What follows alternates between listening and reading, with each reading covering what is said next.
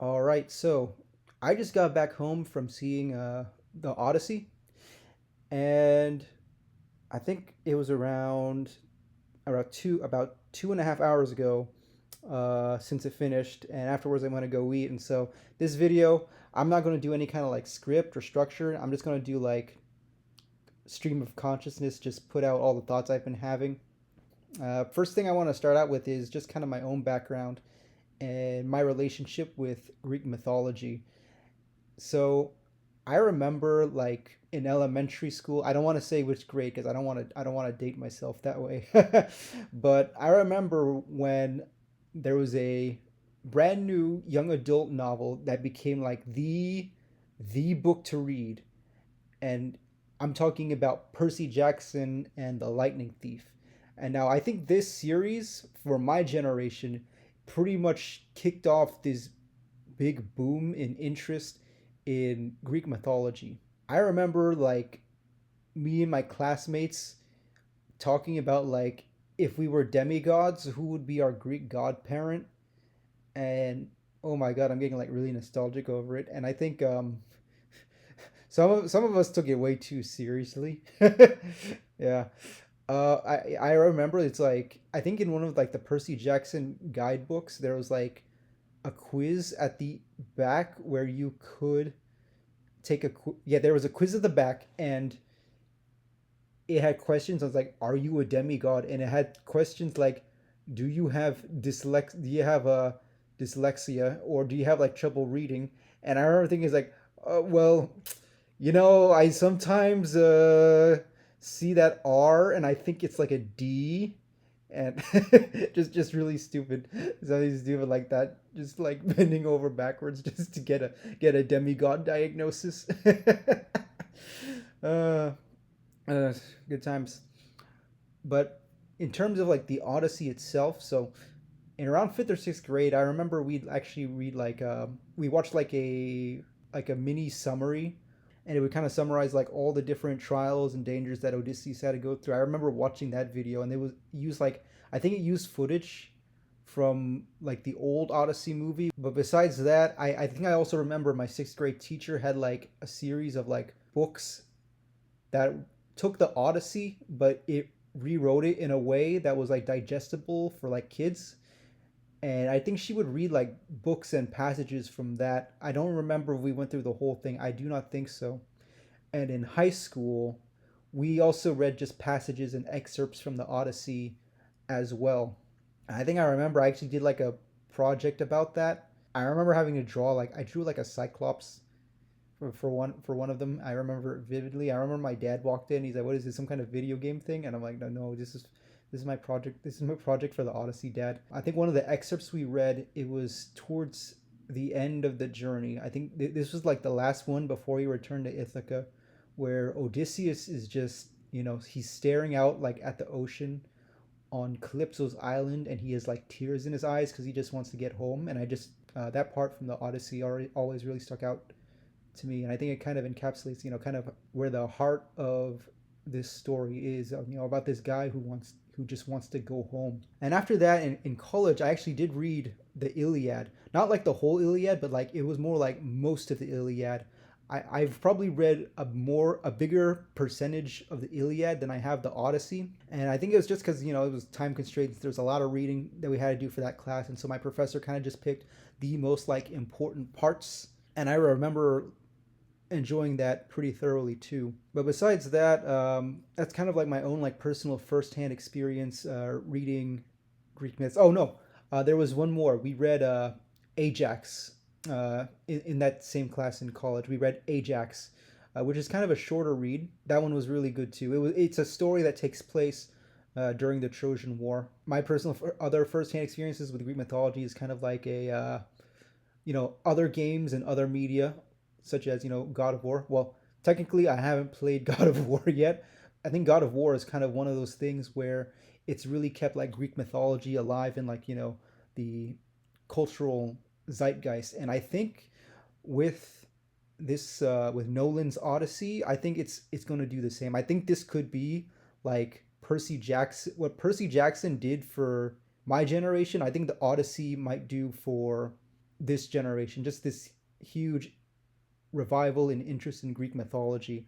I think the last time I saw like a big budget Hollywood Greek mythology film was the Clash of the Titans remake, 2010 or something. But yeah, that was the last time I saw like a big budget Greek mythology movie. But onto what I thought about the movie itself. Now, if you're asking like, should I go see this movie? The answer is hell yeah.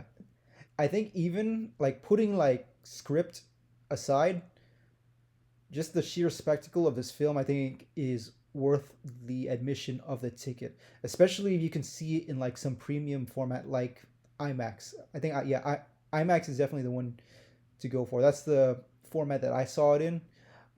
If you have a 70 millimeter IMAX around you, even better. I didn't see it in 70 millimeter. I think a lot of them are actually probably booked out till August, and so yeah. But even in like quote unquote Limax, I think that's what they call it, like theaters that use that have IMAX that have the IMAX format that aren't 70 millimeter, but it's still really good. It's still really freaking good. So on to actually like talking about the movie itself. The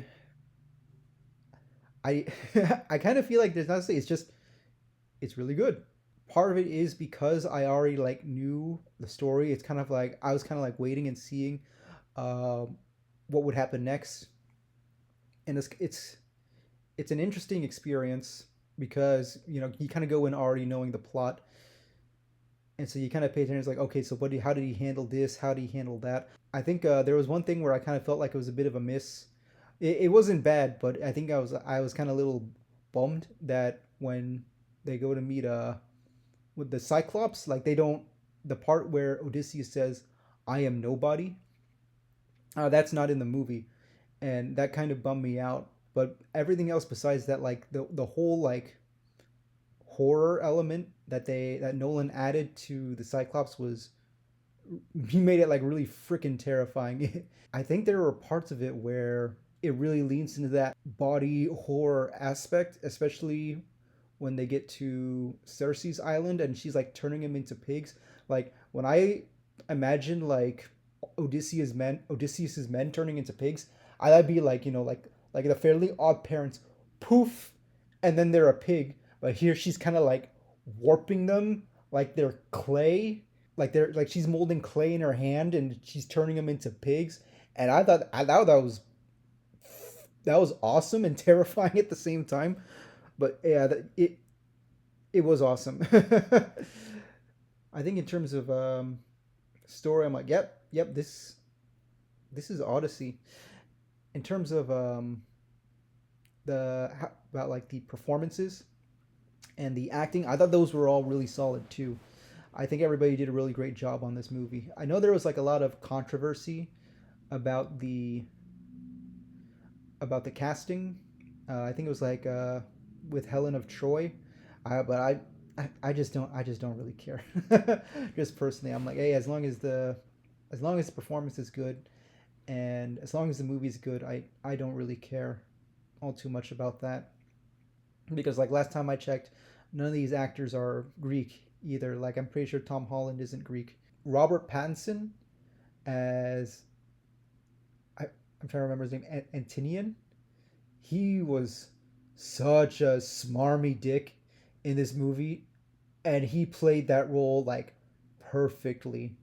And it was just wow. I'm like, oh my god, this guy's such a dick. But I know how, but I'm like, I know how this movie ends, and it's gonna feel so good when it happens.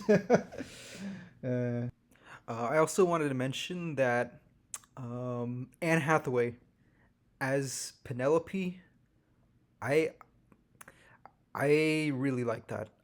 When I imagine what like Penelope looked like, I always imagined it. Anne Hathaway kind of embodied that image of my mind of what I thought Penelope would have looked like. I did tear up at one point in the movie. I think it might have been two parts where I almost cried. Actually, I think it was the part when he like remembered Penelope on Calypso's island, and the part when he meets Argus on Ithaca. I think that part really got to me too. I think there was also I guess maybe I will talk about some of like the pre-release controversies or the controversies leading up to the release of the film. I think one of them was about like the costume design and how it wasn't like authentically like ancient Greek armor. But I think for me, I just didn't really care too much about that, and it's like I don't have a problem with people pointing out, hey, this isn't really accurate. But I think it's like for me, right?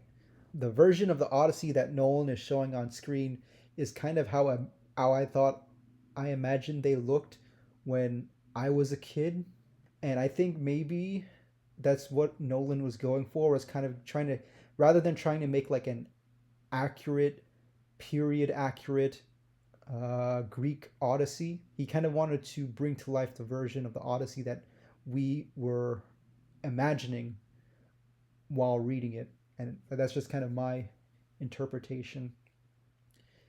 And I think one thing I have to point out, and some people have like pointed out in like some comments and discussions, is that Agamemnon, like